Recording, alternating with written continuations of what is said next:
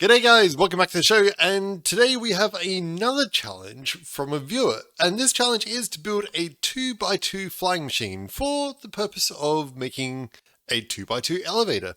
So what we're going to do is, to start off with, is we're going to pilfer another YouTuber's flying machine a little bit by the name of Viscous Comb, and you can see his channel down in the description below, and also check out his videos because they are pretty cool. He makes a lot of doors, which is really cool.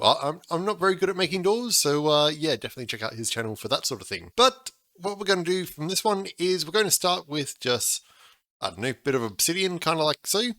And we're going to build up with some slime or honey, either one. We're going to need both for this flying machine.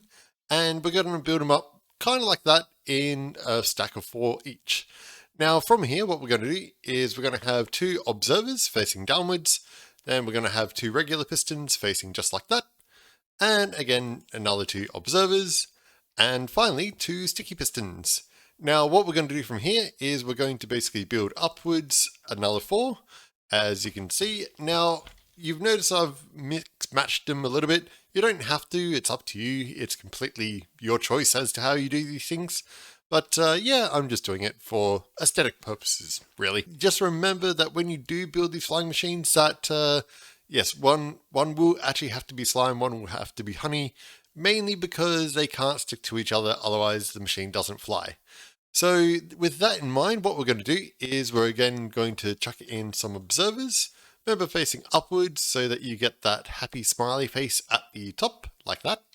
Then we're going to grab ourselves some more of our pistons, grab ourselves some more observers, and that is pretty much most of the flying machine, except for just something on top so that we can stand on it. So what I'm suggesting with this one is basically just grabbing a few extra blocks, kind of like that, and whatever block that you want to stand on that's nice and colorful. So why not? I'll use terracotta today because we may as well. No one ever uses terracotta that much, so yeah, there we go.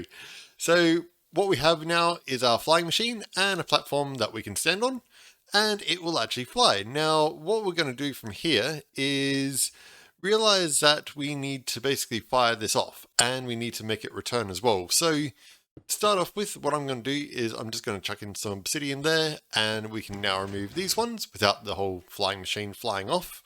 And that also means that we can now do a little bit of redstone. So I'm just going to grab some orange wool and also just a few redstone pieces, kind of like that. And we're just going to build it up over here. And I'll chuck down my redstone. If you don't have obsidian at the top at this moment, then you've probably just fired off your flying machines, which means that, yes, unfortunately the whole thing would have broken. So have that to look forward to. But that aside, what we're going to do is grab ourselves a little bit of glass. And you don't need to use glass. You can trigger this in a bit of a different way if you want, or, you know, change it up a little bit. It's completely up to you, but we're going to make it so that we have this sort of climbing up now so that we can try and reach it while we're standing on top. So if we basically keep on climbing up with the glass, we'll get something looking a little bit like this. And we'll just continue this up until it's in a position that, you know, you can sort of reach so that you can basically press it while standing on top of the flying machine. So a little bit more, and yeah, one more. Why not? One more. Let's go for one more. And something like that. Now, finally, in fact, what I might do is I might actually get rid of that one. And let's have, let's say, some wool. I guess wool's probably going to look pretty interesting, I guess. Why not? Let's have it a little bit like that, just so that I can sort of reach it when it's in front of us. And we'll just chuck on a little bit more redstone, and also we'll just grab ourselves a lever. And now you should be able to see that anytime that we flick that lever, basically it'll power all the redstone all the way down, and then it will update these observers down here and fire off the whole flying machine. So if I were to build this up quite a lot, so that you'd be able to see it all the way up in the sky, let's go a decent way up. Because this is a flying machine, why not make it something that is quite tall? Let's do the fun way, and whoa, look at that, pro skills, stopped exactly on the dime. Okay, let's go up, and make sure that we align it, because if we align this wrong, again, it breaks the whole flying machine. So yes, just keep that in mind again. That's all part of the fun of flying machines, unfortunately. And let's just chuck those up there for now, so that what we can do is demonstrate that it does indeed fly. So this is only pretty much half of it at the moment, because what you're going to find is you're going to want to go back down now. And that presents in itself a new problem. You see, if you notice this flying machine, it has this small issue where, first of all, the pistons are pushing out, which, yeah, there's not much I can do about that. You can try and use bells. I've found bells to be unresponsive at times. It may be because I'm in the beta zone. The beta versions can be a bit strange. But the main problem is that those obsidian blocks that I placed above me are unfortunately going to crush me to death now. You see, that's the big sort of issue, is that the obsidian way of fixing this is not very good.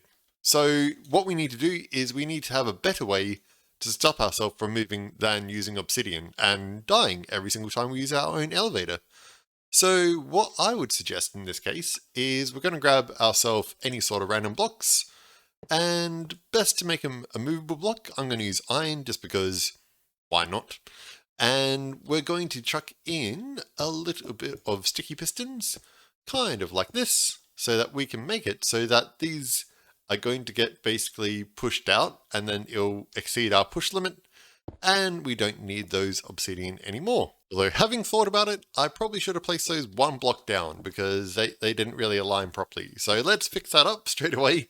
And now they're in a good position. So now, anytime that this flying machine comes up, it will actually touch these slime and honey blocks, or vice versa, on the actual machine. And because it exceeds the push limit, it will actually stop the whole flying machine from working. Okay, so now we've stopped it. What we need to do is to remove those blocks and to somehow start the machine again though. Now starting it is a bit of a problem, because to start it we need to activate these two pistons here. So what we need to do is we need to grab ourselves some glazed terracotta of any sort that you want to choose, of any of the crazy colors that it comes in, and chuck it just in the sides over here, kind of like that. And now what we need to do as well is we also need to grab ourselves some observers so that we can power through those blocks. So again, something a little bit like that. No, wrong position. That. There we go. That should be exactly right. Yep. And again, on this side, we can chuck in another one just like that. Okay, so now we've got a way to power it, and we also have a way to stop it. The only issue with these is that we need to fire both of these observers off at the exact same time. They can't be, a little bit more or less. They need to be exactly the same. So what we're going to do with this one is we're going to grab ourselves a little bit of redstone dust and some blocks of your choosing. And for the moment, I'm just going to get rid of them, just because otherwise, if they see me placing this dust, it's going to, again, break a lot of stuff. So that's never a good thing.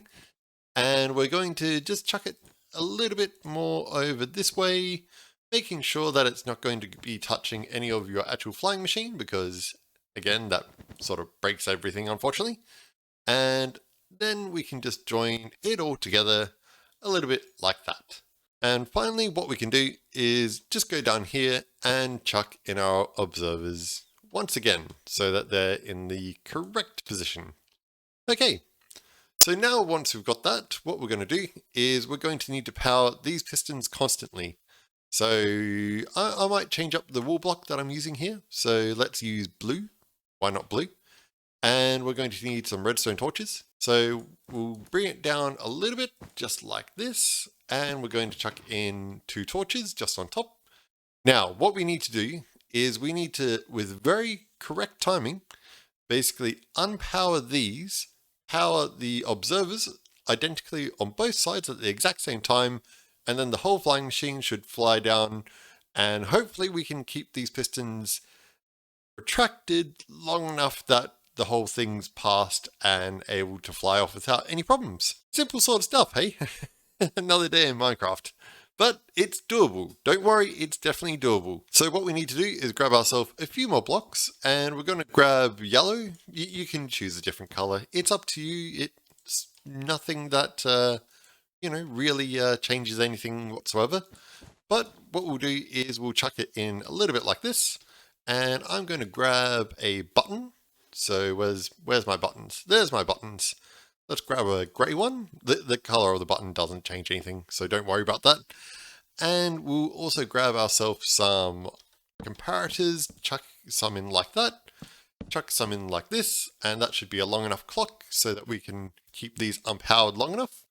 Now all that we have to do is basically go down here, chuck in a few extra blocks if I can try and hopefully be in the right position. And then we need to grab some repeaters. So we chuck one on each side, add an extra tick to each one. And we also need to actually put these ones a little bit higher. So they're right there, and add a little bit of redstone dust just on top. So what we have is this button that once we press it, it will power this burnout clock that will keep these pistons retracted for a period of time. But it will also activate these observers on each side at the exact same time. Man, that's a lot of stuff to remember. So if we grab ourselves a piston, and if we grab ourselves just a redstone block like that, once that touches, it should all hopefully work, all fly down, those will retract, these will both be powered at the exact same time, and everything should be good. Here's hoping, and yes, there we go. So something quite simple, not too complicated. It seems like it's more complicated. In reality, it's just a lot of sort of theory behind it, but that aside, basically now we have a very small and very tidy elevator. So there is some downsides to this flying machine. First of all, obviously we've got pistons here, which means that we can't have blocks directly next to it. They're going to be right there, which, yeah, isn't the most sort of compact for what we're doing, but it's not too bad. I mean, it is pretty much fitting mostly into what we're doing. And if you look at it, it's pretty good. I mean, if we build up where we can build up, it does look pretty good, I think. The second problem, of course, is that we have to use glazed terracotta when we are building directly next to it here, so that's a bit of a downside. That is pretty common for these sort of flying machines though. It's not unusual to have to use glazed terracotta.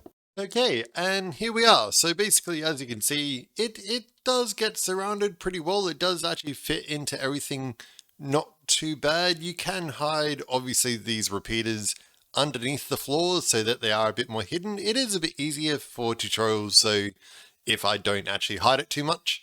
So if you basically just stand in the center here and press the button, what will happen is that you start coming down. You do have these big sort of shafts on each side where you can obviously see that there is a bit of a gap, which is unfortunate. I mean, there's not much I could do. I did try bells. They were extremely annoying. They were terrible. I got rid of the bells. The bells are not good. And yeah, they weren't very reliable in the beta. I don't know if that's just a Minecraft thing, or maybe it's something weird with the betas at the moment, but yeah, the bells weren't good. Basically, I'll put it like that. But as you can see, this all definitely does work. It's nice and compact, it's nice and small, it's not too complicated, if I'm honest. And obviously, these machines are never the fastest, but there we go, and down to the bottom. So I may have forgotten to put in a proper spot for this lever here, but overall it's a nice little sort of auto flying machine. It's not too bad. It's a pretty good little elevator, I think. So yeah, if that's not my face, there we go. So guys, if you did enjoy the video, let me know. Yeah, if there's some improvements, I'm definitely open to that. I'm not sure about the gaps. The gaps, yeah, they kind of seem like they're a little bit sort of weird, but I really couldn't see a way to sort of get rid of them without causing sort of more problems or using bells. Those bells are honestly just terrible. I did try it. It's just not good. So yeah, I hope you guys enjoyed the video. And of course I'll see you in the next one. So catch you later guys. See ya. I just broke the wall, didn't I? Hope I didn't break any redstone.